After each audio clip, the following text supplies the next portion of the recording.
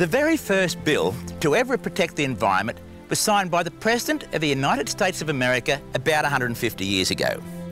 10 months later, on the 15th of April, he was shot dead.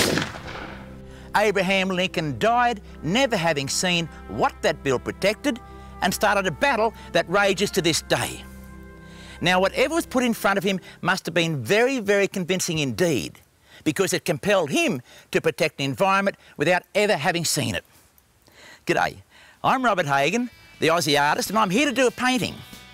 But to take up that painting challenge, I need answers to two questions. What was it that Lincoln saw? And how come it got all the way to the White House? A splash of colour in the air, nature's palette everywhere. All this beauty we can share in our world. Catch the moment in your hand from every corner of this land. Breathe it in and understand in colour. We travel far, we travel wide. Desert, ocean, mountainside. Cover up the grey outline with a splash of colour, yeah.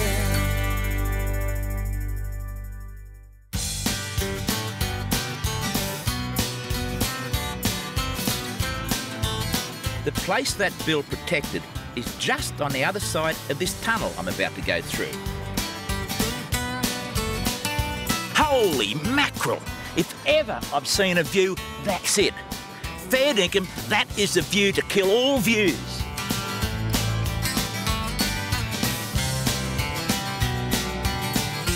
No wonder people go bananas. I've got to take this in, hang on.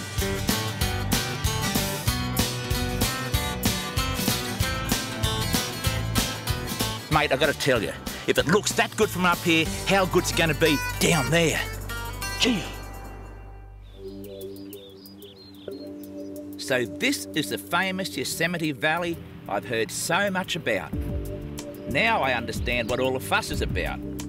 Apart from everything else, I've got to say, this is an artist's paradise.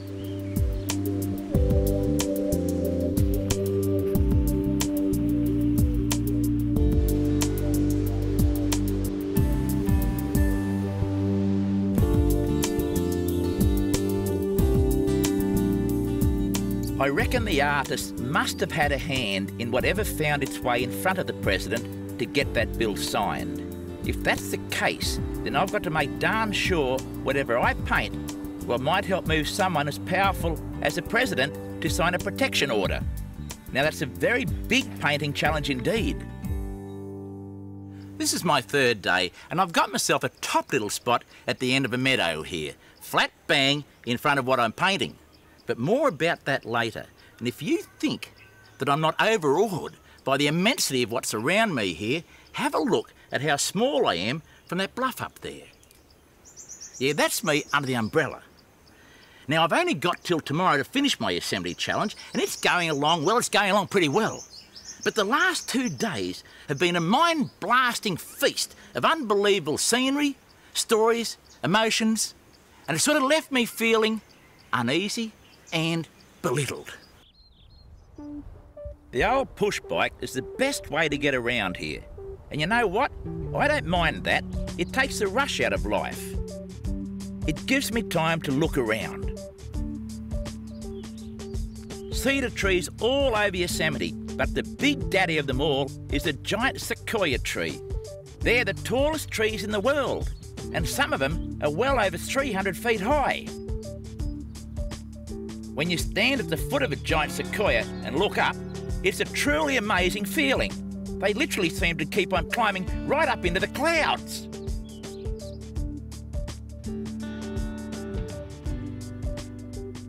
Crikey, there's enough room in there for 3 bedrooms and the whole family.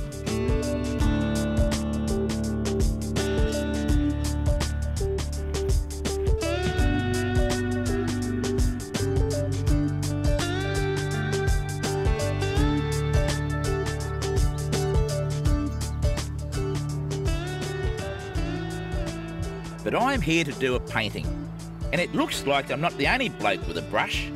Wonder what that fella over there's painting. Found out he's like me, trying to come to grips with this picture postcard gem of a valley. He reckons he's going to move a few of the trees around to get a better arrangement. Yep, that's right, artists can shift things around to make a better painting. You know, I try to take my little paint box wherever I go.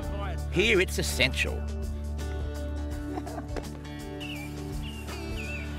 There are more artists around here than you can poke a stick at. And they're all having fun. That's the point of it. Sketching is great for getting a feel for a place. And I've got myself a beaut little spot here on a log in the sun. What could be better? So this is the mighty El Capitan. They reckon it rises more than 3,600 feet or 1,200 metres, and that makes it the tallest single rock in the world. I've looked at wonderment at Ayers Rock, or Uluru, as they now call it, back in Australia, and marvelled at the Rock of Gibraltar when I've been sailing the Mediterranean. But El Capitan, she must be 2 or 3 times taller than either of them. All right, that was enjoyable. Now back on my 2-wheel horse for some more walkabout. Yosemite National Park is located in the central Sierra Nevada ranges. It's about 3.5 hours drive there from San Francisco. Covering about 1,200 square miles, it has thousands of lakes and ponds, streams and trails. People from all over the world flock there to see its many waterfalls, cliffs, unusual rock formations and meadows. Numerous sheer drops, glacial steps and hanging valleys provide many places for waterfalls to occur. Now these wonders of nature are priceless.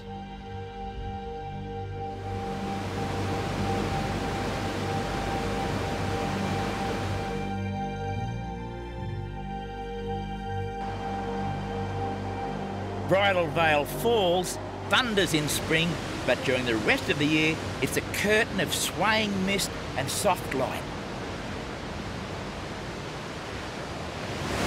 Well, if you've never understood the power of water, get an eyeful of this. And then think what would happen if a rock fell into there, how it would eventually dig its way down the valley and keep on deepening the valley. Because that's exactly what happened here. The power of rock and the power of water. Then the best, I reckon, and the one that pushed me to doing something other than gaze in wonder, like everyone else, was Yosemite Falls. This monster is the highest in North America, with water crashing down a staggering 2,425 feet, or 800 metres. While I doodle away here, I wonder how all this came about. It seems that about 10 million years ago, this massive Sierra block was lifted and tilted gently westward, giving the rivers a faster flow and power to dig the valley deeper. Fractures, cracks and rock joints were eroded and enlarged. Then 2 to 3 million years ago came the glaciers. The one that did the most gouging out of Yosemite to its present U-shape was 4,000 feet thick or 1,200 metres and ran down the valley for over 60 miles. Now a gently flowing placid river, the Merced is a quiet echo of the powerful instrument that it once was, and the flat inviting meadows that occupy the valley floor thrive on the deposits of the rock and debris that was carried in the base of the glacier. Apart from this supreme fall of water, which I love sketching, the most recognised symbol of the valley is perhaps Half Dome. It's a breathtaking example of the immense power of moving ice and how freezing water expands to peel away layers of rock. It rises nearly 1 mile or 1.5 kilometres above the valley and is the most dominant formation there. The problem with all this scenery is it's just too much to absorb. No matter where I look, I'm whacked in the eye with another equally, if not more stunning, a display of natural beauty. Words like beauty and spectacle don't do justice to this experience, and it is an experience. See, I'm sort of used to processing one thing at a time. Stand in front of whatever it is, absorb it, then work out what it all means and where it fits into my small world, and then get on and paint it. Nevertheless, Half Dome gets my vote, but only just. This warm spring air makes me feel like I want to paint. But a moment ago, a woman said to me, she said, "Bob, how did you know where to start this painting?" And I said, "You start with what it is you want to make a statement about, and then you organise the other elements around that." So in went Half Dome, then after that went the trees, the boulder, the rocks, the meadow and so forth to support that. Then to power it all up, I add contrast and colour. Yeah, this is pretty pleasant here, but you know what? 150 years ago, this wasn't such a pleasant place. In fact, the soil here is stained with blood. Before United States Army Major Jim Savage led his armed battalion into the west end of the Yosemite Valley, the Native Americans lived there in total harmony with nature. The Awanee's existence was very much in contradiction to their namesake, which translated means those who kill. While the children swam in the pristine clear waters of the Merced River, their mothers gathered nuts and berries from the many and varied bushes and trees that grew from the rich alluvial river flats. Men hunted the deer and bear and other animals that abounded in the emerald forest. Fish were speared and trapped in the many ponds and river-fed lakes. Life was simple and food plentiful enough to allow for small permanent communities. Firewood was plentiful enough to fend off the winter cold. It is believed that the spirits of the brave Awanee warriors still inhabit the forest and live on in the magnificent bears. That most blissful life ended violently in the summer of 1851. Major Savage's battalion attacked the natives. Villages were torched and people scattered. They fought back furiously, trying to protect their land, but they were no match to the guns and horses. Remaining survivors were put on a reservation in a place called Fresno, 150 dusty miles down the road. Once the land was cleared of the Awanee, the occupation really began. Gold prospectors moved in and set up their digs. On horseback with their pack horses came the trappers and explorers. Sheep and cattle farmers set up homesteads and began clearing the land. As the road network extended, white settlements sprang up all over the valley. The magnificent forests were chopped down and a thriving log trade soon evolved. The unspoilt land of the Awanee was disappearing fast under the avalanche of white occupation and commerce. All that's left to remember these people is a small replica village behind the Tourist Information Centre. It's all a bit sad, really.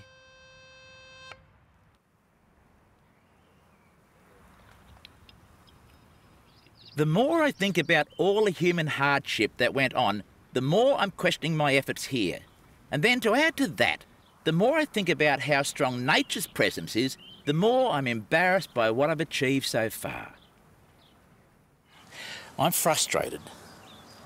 There's something been niggling me all morning about this painting.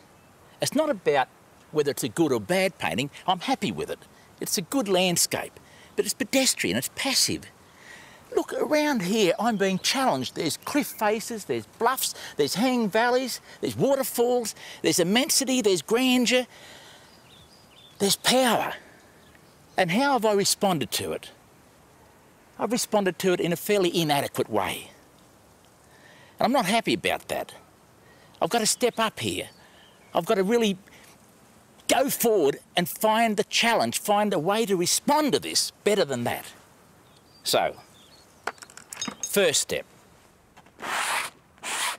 I've got to sort this out, and I'll bet I'm not the first bloke that's had this problem here. I need to find what my creative mates over the last 100 years or so did with this Valley of Challenge.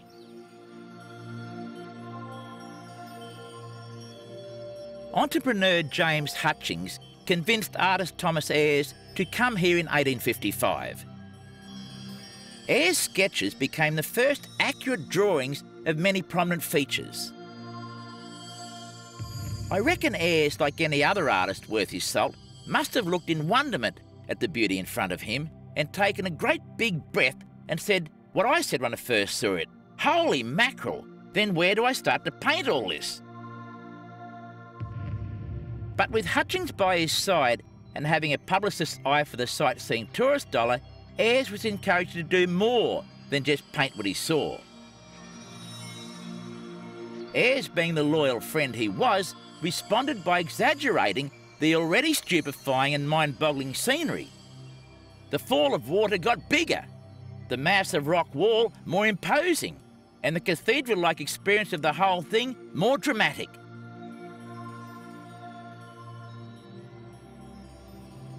By the time he finished with Yosemite Falls, it was not just the tallest falls in North America, but looked like the greatest falls in the whole darn world.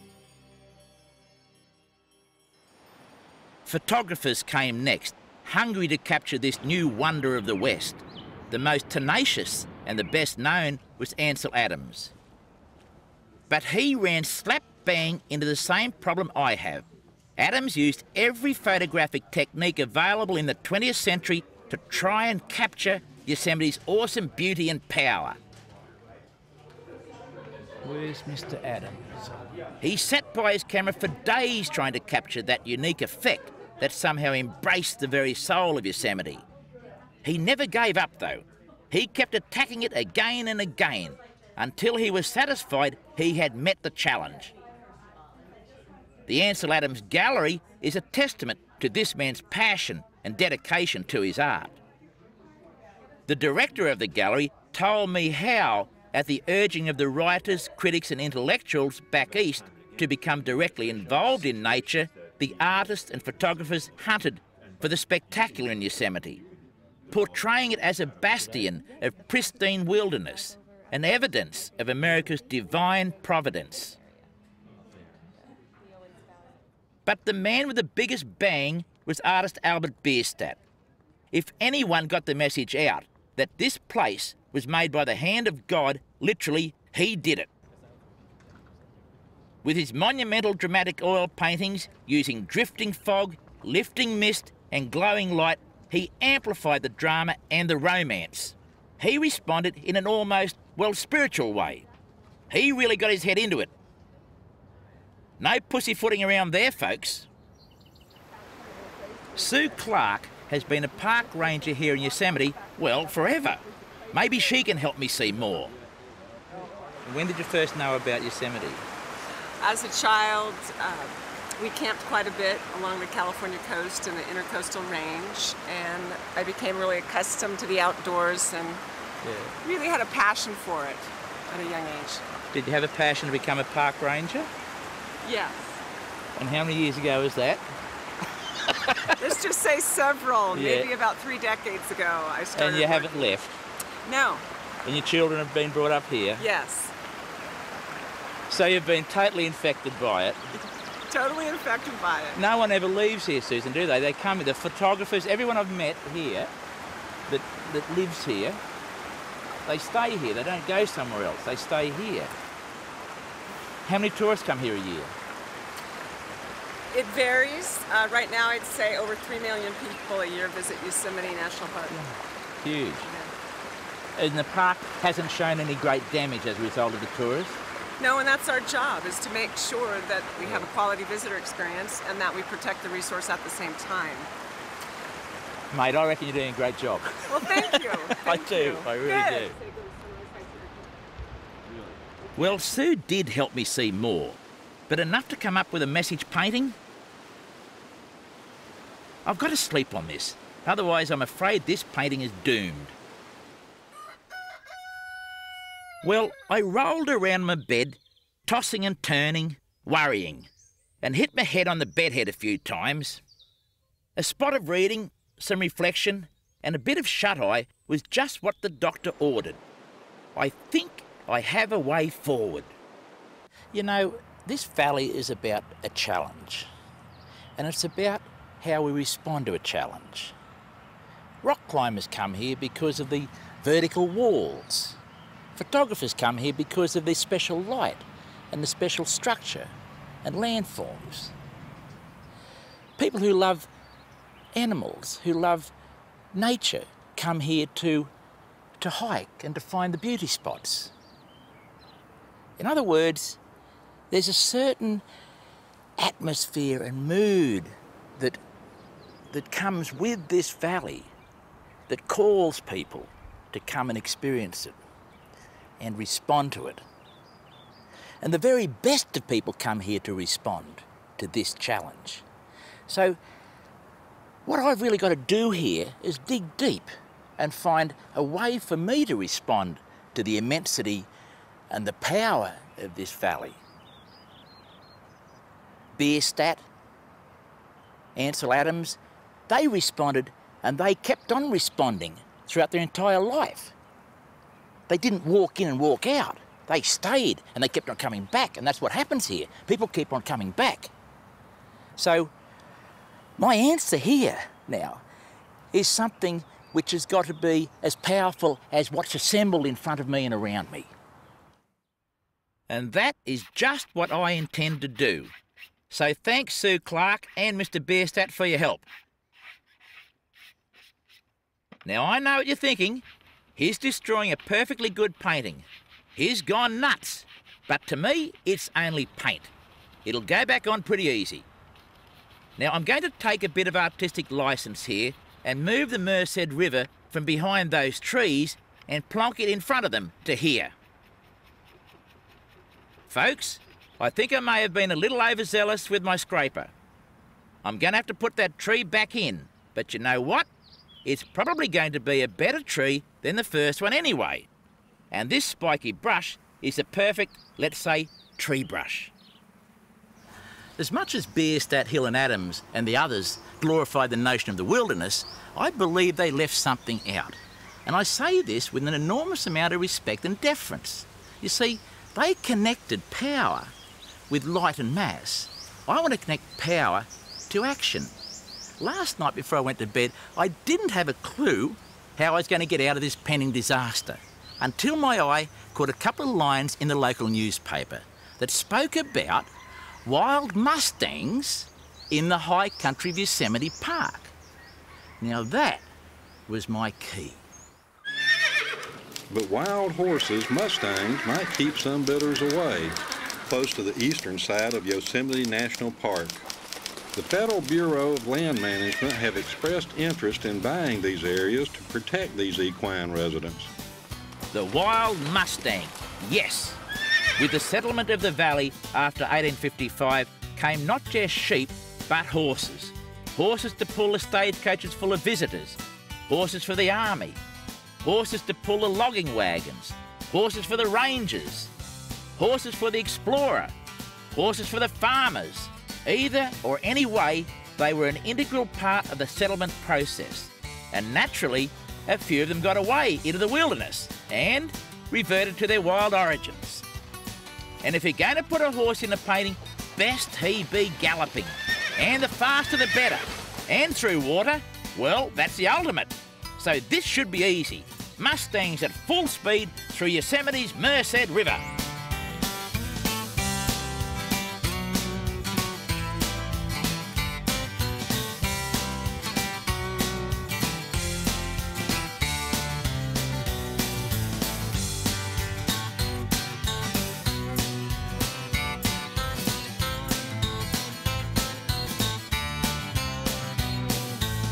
These horses must have as much impact as the grandeur of the valley.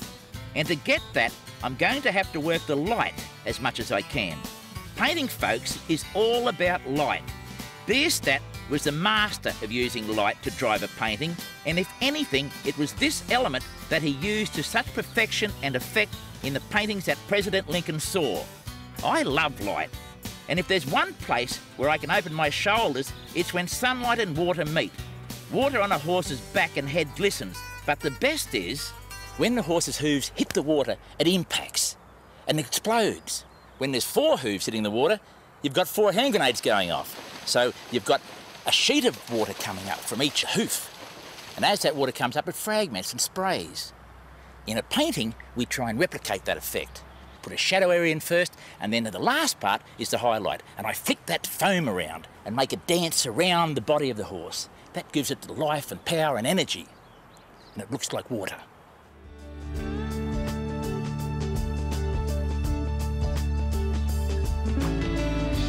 Now, this is not a bad painting. Is it, though, a painting with a message? It tells the story of wilderness like my mates 150 years ago did, and I suppose for the 4 days I've been here, it's not a bad sort of effort. Would it be enough to drag Joe Potato out of his comfortable TV chair and away from his favourite football team and go, look, it may, if he liked horses, grandeur, a feeling of open freedom and adventure. And a lot of us deep down do like that.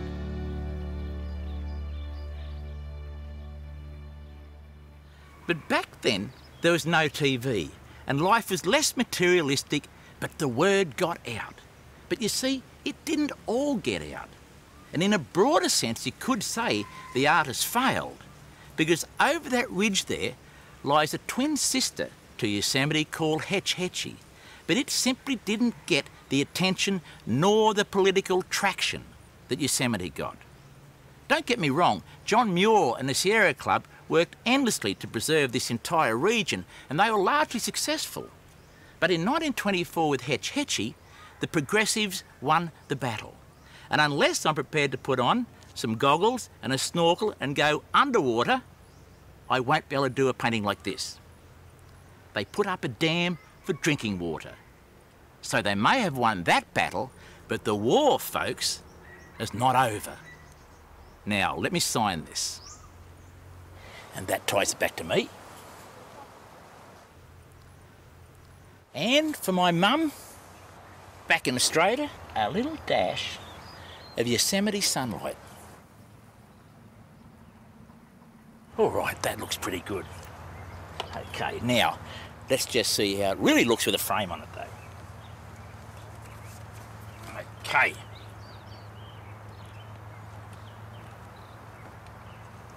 Ah, yes, that's pretty good. I'm pretty happy with that. Listen, if you like this show, check us out on the internet. It's all there. I'm Robert Hagan, and I'll see you again on A Splash of Colour. Bye.